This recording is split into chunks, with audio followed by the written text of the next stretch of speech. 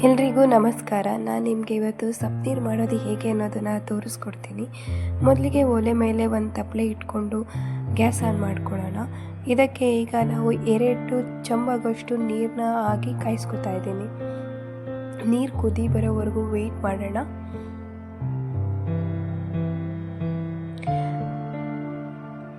ಈ ಕಡೆ ನಾವು ಒಂದು ಪ್ಲೇಟ್ ತಗೊಂಡು ಅದಕ್ಕೆ 1.5 ಬೌಲ್ ಆಗೋಷ್ಟು ಅಲಸಂದೆ ಬೇಳೆನ ತಗೋತಾ ಇದ್ದೀನಿ. ನಾವು ಅಲಸಂದೆ ಬೇಳೆ ಅಂತಲ್ಲ, ಹೆಸರು ಕಾಳಾಗಲಿ ಅಥವಾ ಹಸೆ ಕಾಳುಗಳಲ್ಲಿ ಬರುತ್ತೆ ಅಲ್ಲ, ಈ ಹಸೆ ಕಾಳು ಎಲ್ಲ ತರಹದ ಕಾಳುಗಳು ಯೂಸ್ ಮಾಡ್ಬೋದು. ಈ ಸಾರಿಗೆ ಸೇಮ್ ಪ್ರೊಸೀಜರ್ ಇದೆ. ಈಗ ನಾವು ಈ ಅಲಸಂದೆ ಬೇಳೆನ ನೀಟಾಗಿ ಒಂದ್ಸಲ ನೋಡ್ಕೋತೀವಿ. ಹೊರಗಡೆಯಿಂದ ತಂದಿರೋ ಕಾಳೆ ಆಗಲಿ ಅಥವಾ ಮನೆಯಲ್ಲೇ ಮಾಡುವಂತಹ ಕಾಳೆ ಆಗಲಿ, ಅಡುಗೆ ಮಾಡಲಿಕ್ಕೆ ಯೂಸ್ ಮಾಡೋಕ್ಕೂ ಮೊದಲು ಒಮ್ಮೆ ಚೆಕ್ ಮಾಡೋದು ತುಂಬಾ ಒಳ್ಳೆಯದು. ಏಕೆಂದರೆ ಮನೆಗೆ ಮಾಡಿದ್ದೆ ಆಗಿದ್ದರೆ ಕಲ್ಲು ಮೀನು ಅಥವಾ ಏನಾದರೂ ಇರುತ್ತೆ, ಅಥವಾ ಹೊರಗಡೆಯಿಂದ ತಂದಿದ್ರೆ ಸ್ಟ್ಯಾಪ್ಲೆಟ್ಸು ಪಿನ್ಗಳು ಈ ಥರ ಎಲ್ಲ ಇರುತ್ತೆ. ಒಂದ್ಸಲ ಚೆಕ್ ಮಾಡಿ ಹಾಕೋದು ತುಂಬಾ ಒಳ್ಳೆಯದು. ಈಗ ಒಂದು ಬೌಲಿಗೆ ಈ ಕಾಳುಗಳನ್ನ ಶಿಫ್ಟ್ ಮಾಡಿಕೊಂಡು ನೀಟಾಗಿ 2ರಿಂದ 3 ಸಲ ತೊಳ್ಕೊಳ್ಳೋಣ. ಇದು ನಾವು ಮನೆಯಲ್ಲೇ ಮಾಡ್ಕೊಂಡಿರುವಂತಹ ಬೇಳೆ ಆಗಿರೋದ್ರಿಂದ 2ರಿಂದ 3 ಸಲ ನೀಟಾಗಿ ತೊಳ್ಕೊಬೇಕಾಗುತ್ತೆ. ಇದು ನಾವು ಬೇಳೆ ಆಗಿದೆ, ಮನೆಯಲ್ಲಿ ಬಂದು ನಾಳೆ ಈ ಕಾಳನ್ನ ಮಾಡಬೇಕಾದ್ರೆ ಸ್ವಲ್ಪ ಮೈ ಕಟ್ಟಿ ಮಾಡಿರ್ತೀವಿ ಕಾಳುಗಳನ್ನ.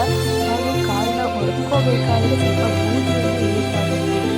ಸೊ ಇದರಿಂದ ಈ ಬೇಳೆಯನ್ನು ನೀಟಾಗಿ 2ರಿಂದ 3 ಸಲ ವಾಶ್ ಮಾಡಿ ಅದು ಅಂದ್ಕೊಂಡಿರುತ್ತಲ್ಲ ಬೇಳೆ ಮತ್ತು ನೀಟಾಗಿ ಹೋಗುತ್ತೆ.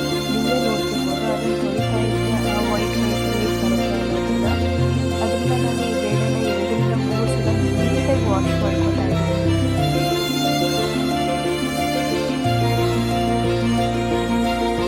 ಈ ಬೇಳೆನ ವಾಶ್ ಮಾಡ್ಕೊಂಡಾಗಿದೆ. ನೀರು ಸಹ ಕುದೀತಾ ಇದೆ. ಈ ಕುದಿಯುವಂತಹ ನೀರಿಗೆ ಬೇಳೆನ ಹಾಕೋಣ.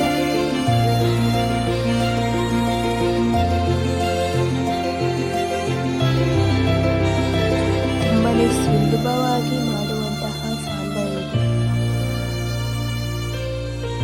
ಜಾಸ್ತಿ ಟೈಮ್ ತಗೊಳ್ಳೋದಿಲ್ಲ. ತುಂಬ ಎಮರ್ಜೆನ್ಸಿಯ ಅಂತಹ ಟೈಮ್ಗಳಲ್ಲಿ ಈ ಸಾಂಬಾರನ್ನ ಮಾಡಿಕೊಂಡ್ರೆ ತುಂಬ ಬೆನಿಫಿಟ್ಸ್ ಇರುತ್ತೆ. ಮತ್ತು ಈ ಸಾಂಬಾರು ಈ ಬೇಳೆ ಜೊತೆ ಬೇಯಲಿಕ್ಕೆ 1 ಟೊಮೆಟೊ ಹಾಗೂ 1 ಬದನೆಕಾಯಿ, ಸಣ್ಣ ಬದನೆಕಾಯಿನ ಯೂಸ್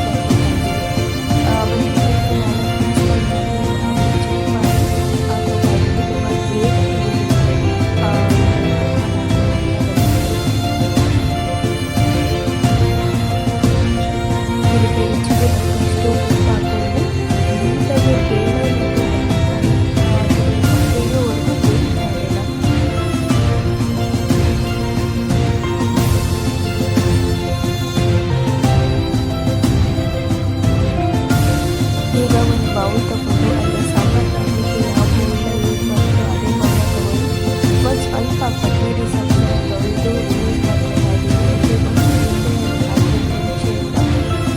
ತೊಳೆದು ತೊಗೊಂಡಿದ್ದೀನಿ. ಮತ್ತು 4ರಿಂದ 5 ಬೆಳ್ಳುಳ್ಳಿ ಹೆಸರು ಇರುತ್ತಲ್ಲ, ಅದನ್ನು ಚೆನ್ನಾಗಿ ಯೂಸ್ ಮಾಡ್ಕೊಳ್ಳೋಣ. ಬೇರೆ ನೋಡ್ತಾ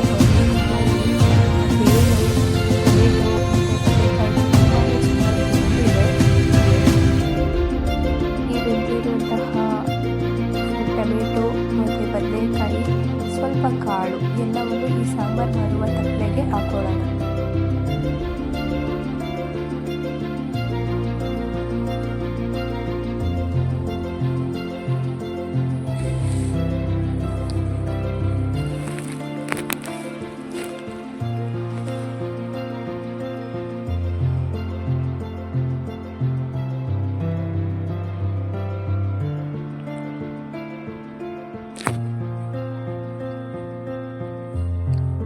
ಹಾಕೊಂಡಾಗಿದೆ. ಈಗ ಒಂದು ಮುಚ್ಚಳವನ್ನು ಮುಚ್ಚಿ ಏನು ಒಂದು ಸಾಂಬಾರು ಇರುತ್ತೆ, ಸಾಂಬಾರ್ದು ತಪ್ಪಲೆ ಇದೆಯಲ್ಲ, ಬೇಳೆಯನ್ನು ಬೇಯಿಸಿರುವಂತಹ ತಪ್ಪಲೆಯನ್ನು ಇರುವಂತಹ ನೀರು ಮತ್ತು ಬೇಳೆನ ಸಪ್ರೇಟ್ ಮಾಡ್ಕೊಳ್ಳೋಣ ಬಸಿಯೋದ್ರ ಮೂಲಕ. ತುಂಬಾ ಬಿಸಿ ಇರುತ್ತೆ. ಒಂದು ಬಟ್ಟೆ ಸಹಾಯದಿಂದ ಇದನ್ನು ಬಸ್ಕೋತಾ ಇದ್ದೀನಿ. ಬಸ್ಕೊಂಡಾಗಿದೆ. ಏನದು ಈ ಒಂದು ಬಿಸಿಯಾದ ನೀರಿನಲ್ಲೇನೆ ಹಾಕಿರುವಂತಹ ಕೊತ್ತಂಬರಿ ಸೊಪ್ಪು ಹಾಗೂ ಬೆಳ್ಳುಳ್ಳಿ ಇವು ಮತ್ತು ಹುಣಸೆಹಣ್ಣು ತುಂಬಾ ಚೆನ್ನಾಗಿ ಒಂದು ಸ್ವಲ್ಪ ಬಾಡುತ್ತೆ. ಕಾಳು ಕೂಡ ರೆಡಿಯಾಗಿದೆ. ಈಗ ಕಾಳು ಇಷ್ಟೇ, ಇದಕ್ಕೆ ಯಾವುದೇ ತರಹ ಒಗ್ಗರಣೆಗಳು ಬೇಕಾಗಿಲ್ಲ. ಈ ಕಾಳು ಹೀಗೆ ತಿನ್ನಲಿಕ್ಕೆ ತುಂಬಾ ರುಚಿಕರವಾಗಿರುತ್ತೆ. ಈಗ ಒಂದು ಗ್ಯಾಸ್ ಮೇಲೆ ಖಾರಕ್ಕೆ ಬೇಕಾಗಿರುವಷ್ಟು ಮೆಣಸಿನ್ಕಾಯಿನ ಯೂಸ್ ಮಾಡಿಕೊಂಡು ಸುಟ್ಕೊಳ್ಳೋಣ. ನಾನಿಲ್ಲಿ ಒಂದು 10 ಮೆಣಸಿನ್ಕಾಯಿನ ಸುಟ್ಕೋತಾ ಇದ್ದೀನಿ. ಮೊದಲಾದರೆ ಒಲೆಗಳೆಲ್ಲ ಇರ್ತಿದ್ವು, ಅಲ್ಲಿ ಸುಟ್ಕೋತಾ ಇದ್ವಿ.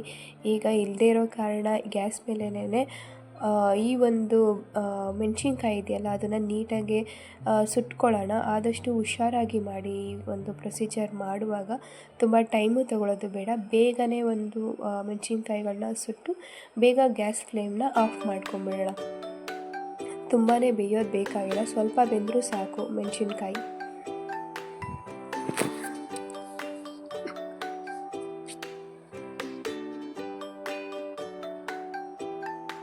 ಈಗ ಚೆನ್ನಾಗಿ ಬೆಂದಿದೆ, ಸಾಕು ಇಷ್ಟು ಬೆಂದಿರೋದು. ಗ್ಯಾಸ್ ಫ್ಲೇಮ್ನ ಆಫ್ ಮಾಡ್ಕೋತಾ ಇದ್ದೀನಿ. ಇವೆಲ್ಲನೂ ತಗೊಳ್ಳೋಣ.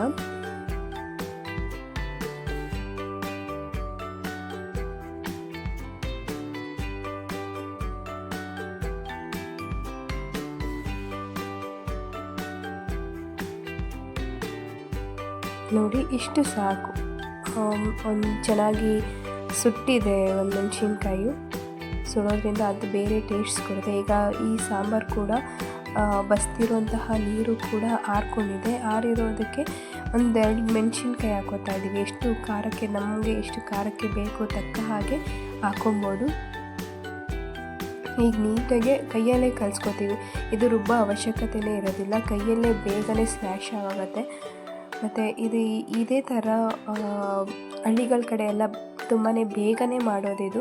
ಮತ್ತು ಇದನ್ನು ಯಾವುದೇ ಥರ ರುಬ್ಬಕ್ಕೆ ಹೋಗೋದಿಲ್ಲ. ಎಲ್ಲ ಹೇಗಿರುತ್ತೆ, ರಾ ಇರುತ್ತಲ್ಲ, ಸೊ ರಾ ಇರೋದು ಬಾಯಿಗೆ ಸಿಕ್ಕಿದ್ರೆ ತುಂಬಾ ಟೇಸ್ಟಿಯಾಗಿ ಸಿಗತ್ತೆ ಅಂತ ಹೇಳಿ ಹೀಗೆ ಮಾಡೋದು ಅವರು. ಈ ಥರ ಸಾಂಬಾರನ್ನ ನಮ್ಮ ತಂದೆ ತಾಯಿಗೆ ಮತ್ತು ನಮ್ಮ ಅತ್ತೆ ಮಾವನಿಗೆ ಈ ಥರ ಮಾಡಿಕೊಟ್ಬಿಟ್ರೆ ಬೇರೆ ಯಾವ ಊಟ ಕೂಡ ಕೇಳೋದಿಲ್ಲ ಅವರು. ದಿನ ಇಂಥ ಈ ಸಾಂಬಾರನ್ನ ಮಾಡಿಟ್ಬಿಟ್ರೆ ದಿನ ಕಣ್ಮುಚ್ಕೊಂಡು ಹೊಟ್ಟೆ ತುಂಬ ಊಟ ಮಾಡ್ತಾರೆ. ಇದು ನಮ್ಮ ಮನೇಲಿ ಮಾತ್ರ ಅಲ್ಲ, ಹಳ್ಳಿಗಳ ಕಡೆ ಹೋದರೆ ಪ್ರತಿಯೊಬ್ಬರು ಮನೆಯಲ್ಲೂ ಇದೇ ನಡೀತಾ ಇರ್ತದೆ. ಇವಾಗ ಈ ಒಂದು ಸಾಂಬಾರನ್ನ ಬಿಸಿ ಬಿಸಿ ಮುದ್ದೆ ಜೊತೆ ಸರ್ವ್ ಮಾಡೋಣ. ಕಾಳು ಇಷ್ಟೇ ಸಾಕು, ಅದಕ್ಕೆ ಯಾವುದೇ ಥರ ಒಗ್ಗರಣೆ ಹಾಕಿಲ್ಲ. ಏನು ಕಾಳು ಬೇಳೆ ಬೇಯಿಸಿದ್ದೀವೋ ಅದೇ ಅಷ್ಟೇನೆ. ನೋಡ್ತಾ ಇರ್ಬೋದು, ಸಾಂಬಾರು ಕೂಡ ರೆಡಿ ಆಗಿದೆ, ಹಾಕಿದ್ದೀನಿ. ಇಷ್ಟು ಕೊಟ್ಬಿಟ್ರೆ ಎಲ್ಲರೂ ಕಣ್ಣು ಮುಚ್ಕೊಂಡು ಊಟ ಮಾಡ್ತಾರೆ. ತುಂಬಾ ಚೆನ್ನಾಗಿದೆ. ಈ ವಿಡಿಯೋ ನಿಮ್ಗೆ ಇಷ್ಟ ಆಗಿದ್ದಲ್ಲಿ ಶೇರ್ ಮಾಡಿ, ಲೈಕ್ ಮಾಡಿ, ಸಬ್ಸ್ಕ್ರೈಬ್